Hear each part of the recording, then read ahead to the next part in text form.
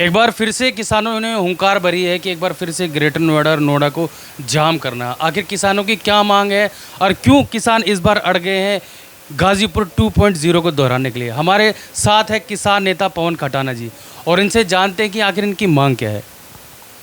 पिछले 40 साल से नोएडा से लेकर के और यमुना विकास प्राधिकरण तक हमने लड़ाई लड़ी है।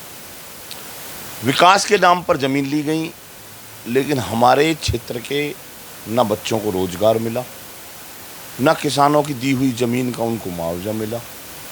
64% के लिए आज भी हमारे किसान भटक रहे हैं। जिन किसानों की ज़मीन के बदले में 10% आवासीय भूखंड देना था, वो कोर्ट में उलझा दिया। कोर्ट ने कह दिया कि इनको दे दो, तो प्राधिकरण के अधिकारियों का कहना है कि बस जो कोर्ट गए हैं उन्हीं को देंगे, जो नहीं गए हैं उनके लिए कोई आदेश नहीं है। आदेश तो उसी के लिए होता है ना जो जाता है, सबके लिए तो होता नहीं। क्या आपको लगता है कि आप प्राधिकरण को झुका पाएंगे? प्राधिकरण इतनी बड़ी चीज़ थोड़ी है झुकाने की, ना हमारा झुकाने का काम। हम तो ये कह रहे हैं हमारी ज़मीन है, हमारे हिसाब से काम करेंगे। और रही बात तो आज तक क्यों नहीं हुए, प्राधिकरण अपनी चाल चलता है, बार बार उसने चाल चली है। बहुत से संगठन बनाए हैं, संगठनों में से संगठन तोड़कर संगठन बनाए, लेकिन आज सारे संगठनों को ये पूरी तरीक़ा से ज्ञात हो चुका है कि आपको डिवाइड एंड रूल के तहत आपका नुकसान किया गया, आपको तोड़ा है इन्होंने।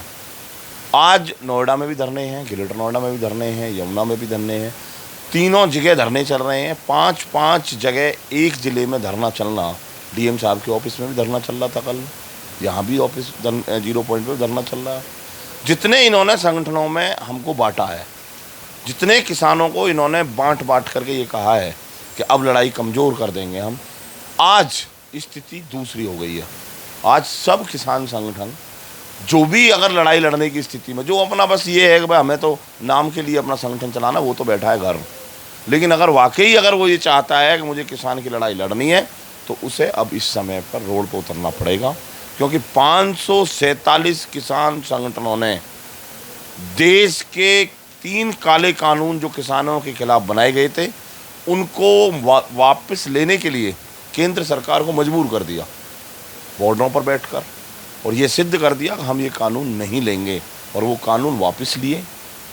पूरी तरीक़ा से जब किसानों ने मन बना लिया कि हमारे लिए कोई मायने नहीं है, हमारे लिए सिर्फ एक ही चीज़ मायने है कि जो हमारे खिलाफ है उसे हम किसी भी कीमत पर लागू नहीं होने देंगे। गौतम बुद्ध नगर है ये, यहाँ पर 1894 का भूमि अधिग्रहण एक्ट को बदलवाने वाली धरती है ये। भट्टा पारसौल नाम सुना होगा, विश्व के स्तर पर भट्टा पारसौल का नाम है। जो अंग्रेजी हुकूमत का भूमि अधिग्रहण था उसको चेंज कराने वाला ये कोई ज़िला है तो वो गौतम बुद्ध नगर है, वही भट्टा पारसौल है जो यमुना विकास प्राधिकरण के अंतर्गत आता है। 64.7% जिसके लिए हम कह रहे हैं, किसी भी पूरे देश में कहीं ऐसा नहीं है कि मुआवजा लेने के बाद दोबारा से 64.7% मुआवजा लिया। यहाँ के किसानों ने फिर संघर्ष किया, फिर लिया। हमने 10% लिया, 5 का 10 कराया, 6 का 10 कराया, 7 का 10 कराने के लिए हम आंदोलन कर रहे हैं। हमने कह दिया पूरे गौतम बुद्ध नगर के हर किसान को 10% आवासीय भूखंड, 64.7% मुआवजा, उसकी आबादी जहाँ पर है जिस तरीक़ा से बनी हुई है उसी को वहीं पर रेगुलाइज किया जाए, उनके बच्चों को रोज़गार दिया जाए। एयरपोर्ट एक बड़ा मामला चल रहा है। एयरपोर्ट में किसानों ने एक कदम आगे बढ़कर विकास में सहयोग दिया। वहाँ पर पूरी तरीक़ा से माननीय मुख्यमंत्री जी से कहा है कि आप ज़मीन ले लो, हमारे गांव भी विस्थापित करने के लिए हम तैयार हैं, लेकिन हमारे विस्थापन नीति हमारे तरीक़ा से बनेगी, आपके तरीक़ा से नहीं। उनका सीधा मानना है। आज आपके धरने को तीसरा दिन है, अगर ये धरना और लंबा चलता है तो क्या हम ये मान सकते हैं कि ये गाजीपुर 2.0 हो सकता है?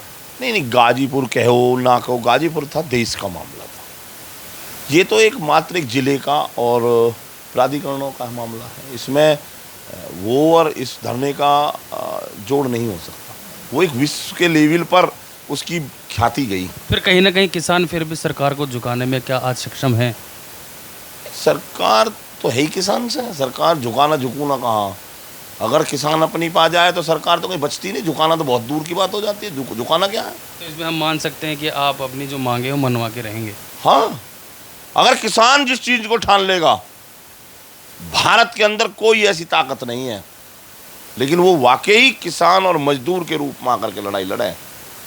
ना किसी पार्टी से उसका कोई मतलब है, ना उसका कोई हिंदू मुसलमान से मतलब है, उसकी एक जाति है, वो किसान और मजदूर की जाति है। और जिस दिन उन्होंने मन बना लिया, ये मन बन चुका है। अब 2024 के चुनाव से पहले गौतम बुद्ध नगर के किसान और मजदूर की समस्या का समाधान इन सरकारों को करना पड़ेगा, अन्यथा ये मजबूर हो जाएंगे कि गांवों में वोट मांगने की स्थिति भी इनकी बचेगी नहीं। हमारे साथ थे किसान नेता पवन खटाने जी, और ये कहते हैं कि किसान अब अपना हक जो है लेकर रहेंगे, और 2024 के चुनाव से भी इस चीज़ को जोड़ के देखा जा रहा है।